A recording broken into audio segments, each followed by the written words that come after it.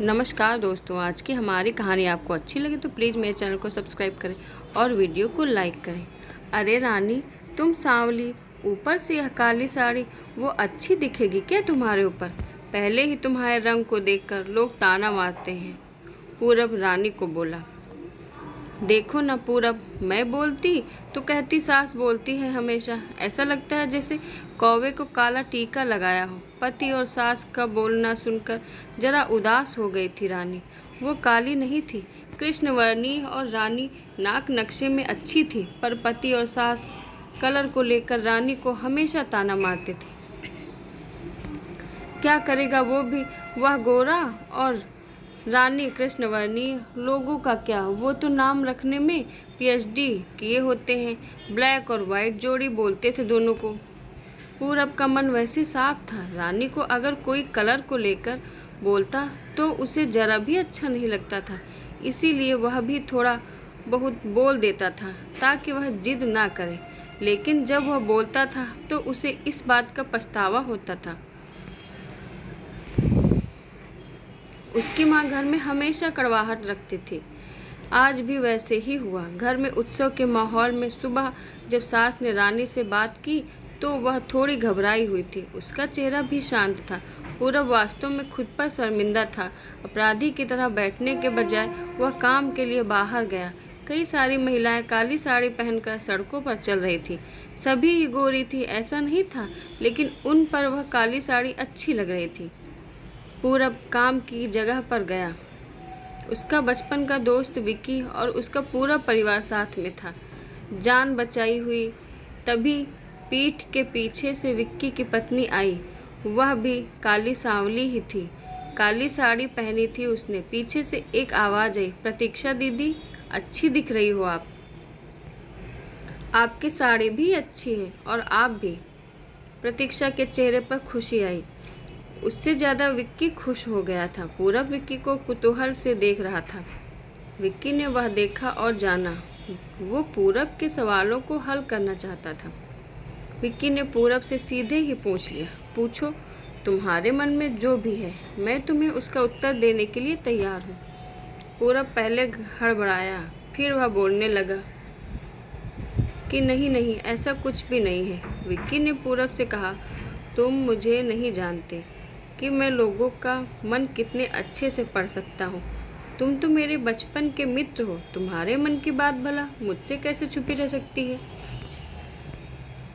विक्की आगे बोला, चलो ठीक है, तुम्हारा सवाल भी मैं ही बता देता हूँ। तुम यही सोच रहे हो ना कि मेरी पत्नी जो रंग से काली है और आज उसने काली साड़ी पहन रखी है, फिर भी वह और मैं इतना खुश कैसे? पूरब सब कुछ शांति से सुन रहा था और कुछ भी बोल नहीं पा रहा था। विक्की बोला, काला रंग ऐसा रंग है जिसमें दुनिया का कोई भी रंग मिला दे वह कभी नहीं बदलता, यानी कि किसी और रंग की संगत में वह अपना अस्तित्व कभी नहीं छोड़ता। इसी प्रकार प्रतीक्षा भी दिल से एकदम उस कलर के जैसी है, कभी भी रंगीन न होने वाली लड़की है। वह अपनी मर्जी से जिए, यही मुझे लगता है। मैं उसे खुश देखना चाहता हूँ। लोगों का क्या, वह तो बैठे ही हैं बुरा भला बोलने के लिए। गोरी औरत रही तो छिपकली बोलते हैं, काली होती है तो चूहा या कौवा बोलते हैं। क्या क्या नहीं बोलते लोग। ताना मारने वाले मारते रहे, हमें हमेशा खुश रहना चाहिए। वही मैं अब कर रहा हूँ। वो सुबह मुझे बोली, मैं कैसी दिख रही हूँ? अच्छी लग रही हो तुम। ऐसा बोलने पर उसके चेहरे पर वह कोलगेट स्माइल देखकर मुझे सकारात्मक ऊर्जा मिली।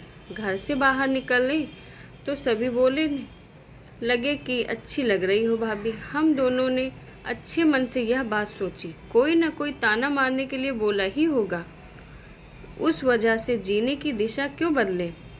पूरब को उसके घर का सुबह का माहौल याद आया। वह खुद पर ही चिढ़ गया। उसे लगा वो सचमुच में गलत था। मैं ही रानी को दुख देता हूँ, उस वजह से सब उसे बोलते हैं। अब मुझे ही अपनी भूल सुधार कर उससे माफ़ी मांगनी होगी। उसने हंसते हुए विक्की को अलविदा कहा। अपना काम निपटाकर वह एक साड़ी की दुकान पर गया। रानी के लिए उसने काले रंग की साड़ी ली और घर गया। घर जाने के बाद रानी शांत बैठी थी। उसने रानी को आवाज़ दी और साड़ी उसके हाथों में दे दी। रानी को जरा अलग ही लगा। उसने प्रश्नार्थक सर नज़रों से पूरब की ओर देखा। उसने बॉक्स खोलकर देखा तो काले रंग की साड़ी थी। रानी, मैं लाया हूँ तुम्हारे लिए यह साड़ी। आज पहन के दिखाओ, कैसी दिखती हो तुम। अच्छी नहीं लगी तो बदल देंगे साड़ी को। देखने तो दो कैसी दिखती हो तुम इस रंग में। रानी को ज़रा अच्छा लगा। चलो तैयार हो जाओ, जल्दी हम ज़रा बाहर जाकर आते हैं, एक क्लाइंट के पास जाना है, उन्होंने बुलाया है जोड़ी में। पूरब का बोलना सुनकर रानी तैयार हो गई। काली साड़ी, उस पर हल्का सा मेकअप और लंबे बालों की चोटी। पूरब भी क्या, पूरब की माँ भी रानी को देखते ही रह गई। पूरब बोला, रानी सॉरी। हाँ, अरे लोगों की बातों में आकर मैं तुम्हें हमेशा बोलता रहा, और खरा सौंदर्य किसमें है यह मैं भूल गया था। रंग दो ही हैं यह जानकर फिर जीना छोड़ दे क्या, अपनी खुद की पसंद छोड़ दे क्या। तुम्हें काली रंग की साड़ी पहनना बहुत अच्छा लगता था ना, पर मैं हमेशा तुम्हें टोकता रहा। अब मुझे समझ में आया, किसी भी रंग में रंगते वक्त मन साफ हो तो खूबसूरती निखरती है। तुम चाहती हो जैसे वैसे जियो, मैं कभी तुम्हें नहीं बोलूँगा। और हाँ, सचमुच सुंदर दिखती हो तुम, तुम्हारे रंग पर अच्छा खिलता है यह काला रंग। रानी के चेहरे की लाली और भी ज़्यादा बढ़ गई थी। वह बात सुनकर शर्मा कर वह पूरब को बोली, क्या आप भी। पूरब ने रानी का मुस्कुराता हुआ चेहरा देखा और उसके बदले हुए विचारों में पूरब खुश हुआ। मन ही मन में पूरब ने विक्की को धन्यवाद किया, क्योंकि यह परिवर्तन विक्की के शब्दों द्वारा हुआ था। खूबसूरत दिखने के लिए खूबसूरत दिखना जरूरी नहीं है, बल्कि खूबसूरत सोच होना जरूरी है। इंसान का अगर मन सुंदर है तो इससे कोई फ़र्क नहीं पड़ता कि वह किस रंग का हो। तो दोस्तों, आज की हमारी कहानी आपको पसंद आई होगी। धन्यवाद।